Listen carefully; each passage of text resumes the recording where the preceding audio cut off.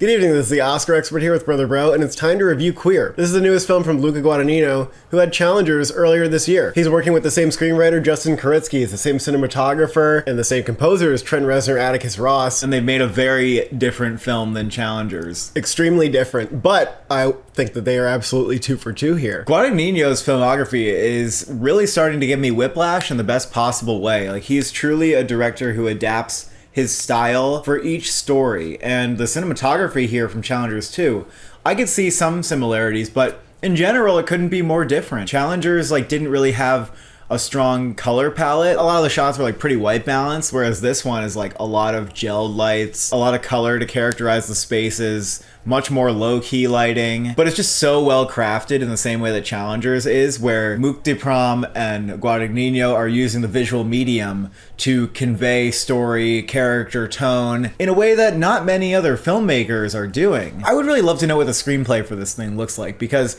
it's very much a story where the words are not that important.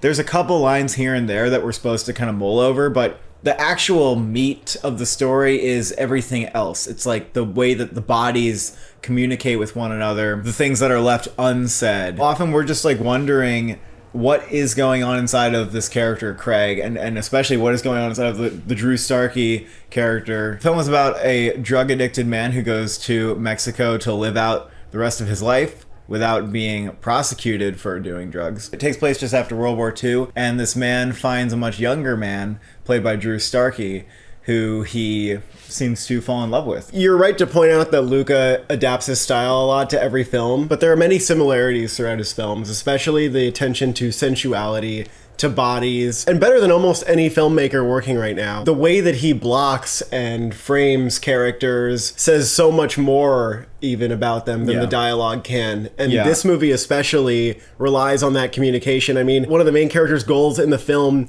is to achieve telepathy between two people. And you can interpret that to be extended to the style overall of this movie. The blocking almost is like a dance between Daniel Craig and Drew Starkey, and how these two are kind of flirting and avoiding parts of themselves at the same time. I also don't know how to describe a film in a way that's not going to make you think it's like a Call Me By Your Name, but the romance is so much different. It's not even really a romantic film in many senses. We don't even know if we like these two together, if we think they're a good pair. I was really surprised that the younger man is so distant the entire film. Both of them in their own ways are complete enigmas, certainly to each other, but also, maybe even to themselves. The film itself around them is quite an enigma, and it's going to throw many people off. I think people who love Challengers and are oh, Guadagnino is my guy, they're gonna go in here and be oh, didn't expect to see that one. It's not trying to really entertain you. The story is quite meandering and at times feels a little aimless. It also does this shift where the third act, or the third chapter of the film, goes into the jungle, and it's about them seeking out ayahuasca. And it's it's so different from the rest of the movie. It's gonna throw people in all kinds of directions. It's not what you expect. It's by far the most surreal thing Guadagnino's ever done. And it's clear that he's pulling from the surrealism of other filmmakers like a David Lynch. Well, only in the ending is it really surreal, let's be honest. The surrealism is psychedelic, and there is something psychedelic about the whole film, I think. You think so? And the colors and the Well, I don't think that's surrealism. And to be fair, no, I don't think you can I'm call not that saying it all surrealism. is. I thought some of the psychedelic moments towards the end were absolutely beautiful. Absolutely gorgeous. Will not leave my mind. It's one of those movies where the filmmaking itself stays with you so much. Yeah. This is true about Challengers and Call Me By Your Name as well, and other films of his. It's a rare thing, though, with movies in general, that the construction of a film stylistically is what resonates. It's very much like a poem. I think if you break down the movie, it's not even really that complicated. It's just exploring deep feelings of loneliness and longing, addiction.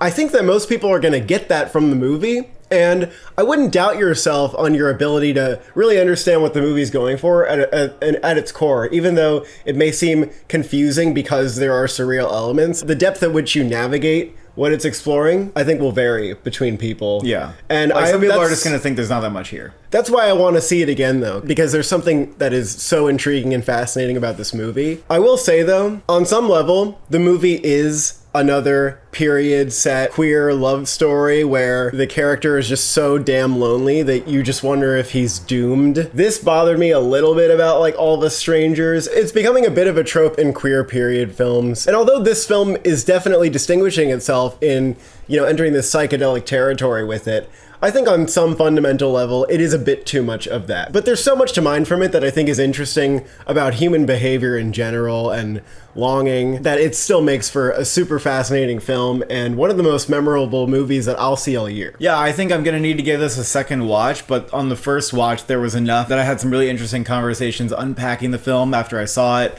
Would recommend taking a friend to see it so you can have those conversations if it's the kind of friend that won't be bored. Daniel Craig's performance here is one that can really stick with you. I think it's very powerful. It's not like Oscar baity, but he conveys like a really deep loneliness and sadness that permeates the film. And without a performer like him in this kind of project that's very subtle and it has a lot of subtext, a lot of it's just about what's written on his face at any moment. This film just wouldn't have been the same. Like, you really needed someone like Craig to anchor it. This is the kind of performance I've been waiting for, I feel like, from him, that allows him to go so deep. He is remarkably gifted at showing all shades of this character. His forwardness combined with that clumsiness of his and the resistance within himself. There's so many layers to the performance. I think it's brilliant. And also Drew Starkey is the same, where his character is just so hard to pin down. I actually don't know if I got that much out of Drew Starkey's performance, mainly because I found his character to be very elusive, and I'll have to watch it again to see if I thought there was more there. But he was hard to get a grasp on because he's very stoic. But I think that's part of the whole thing. That might be like a great choice. I just don't have much of an impression from it on the first watch. Also, some pretty nutty supporting performances here. Jason Schwartzman, Leslie Manville. I did not know that this character was played by Jason Schwartzman, except that he sounded like him, and I asked myself it about 5 times and decided, no, never mind, that can't be him. Because I didn't think they would put him in like a fat suit. He was really good in it. I thought it was really fun. Yeah. Now, Leslie Manville, holy shit, what a fucking fun, hilarious, and unexpected turn from her. We're used to her as being kind of like a posh British lady, and it just couldn't be more different here. She's like a shotgun holding, like alligator hunting swamp lady. It was like, holy, I can't believe that's her. Yeah. Like, wow. And she's only in the last chapter. It was like a Tilda Swinton level of you're just fucking buried in makeup and I don't even know, I can't even see you, and I'm just amazed that you're this person. It's a treat. I also need to compliment the score for this film. Trent Reznor and Atticus Ross can score every single movie for all I care. They adapt their style so well to everything they do, and there's just a beautiful theme that represents the connection between Drew Starkey and Daniel Craig.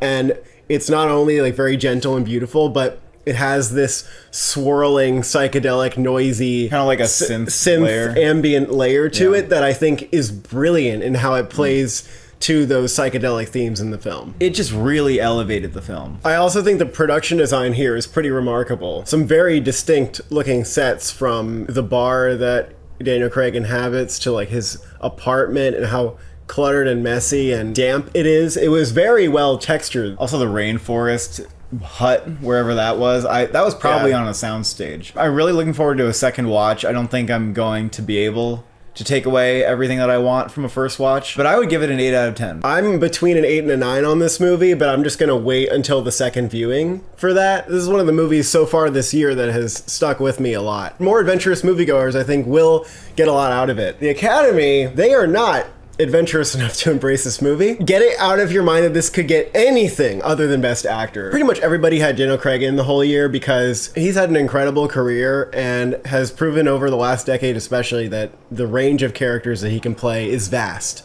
And I think this movie is maybe the greatest showcase of his talents yet. And so the Academy may also be looking at Daniel Craig and saying, you know, you've been doing so much, like, it's time for you to be nominated. But it's hard to not watch this movie and go, man, like, the Academy may keep their distance from this film. Like, I can see people turning it off. It's also not the kind of performance that feels like it's asking for a nomination. It's more of a performance that just leaves an impression on you. I actually am looking at alternatives, and I think he's really an underdog. Like, I don't think he's going to get SAG. I have him at number 6.